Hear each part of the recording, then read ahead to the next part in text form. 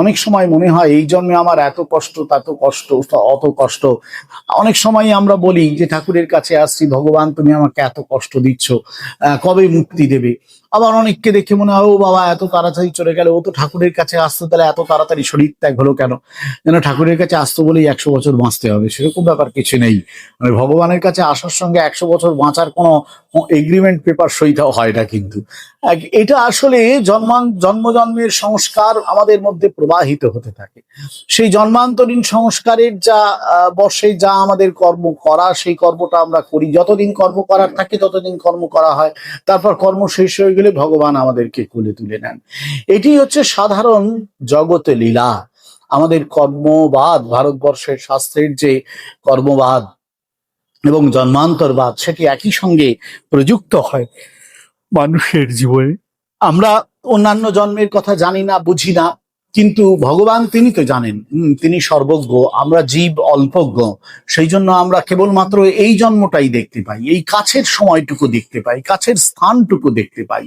বহু দূরবর্তী স্থান, বহু দূরবর্তী কাল দেখার সৌভাগ্য বা সামর্থ্য কোনোটাই আমাদের হয় না।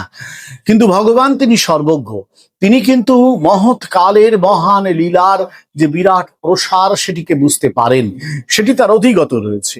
তারই ভিত্তিতে তিনি কিন্তু প্রত্যেক মানুষের জন্য কর্মের যা ফল সেটি নির্দিষ্ট করে রেখে দিয়েছেন। যথা কর্ম যথা শ্রুতম, শ্রুতি বলছেন।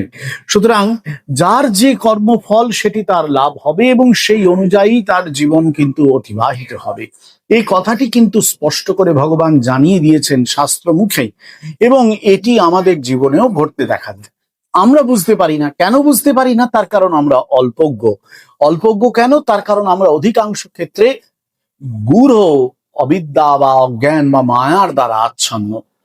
আমাদের উপরে মায়ার যে আবরণ, সেটি অতি স্থূল, সেটি অতি গভীর তমগুণ দ্বারা নির্মিত, তাই স্থূল।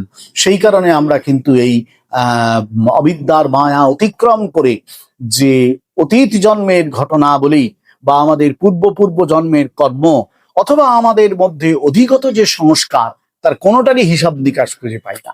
তাই এই জন্মের কোনো কিছু হলেই আমরা নারাজ হয়ে যাই, নাচার হয়ে যাই, ভাবি এই কি এমন কেন ঘটলো, আমি তো ঠাকুরের কাছে এত যাই, এত কিছু করছি, তবুও কেন এমন ঘটছে?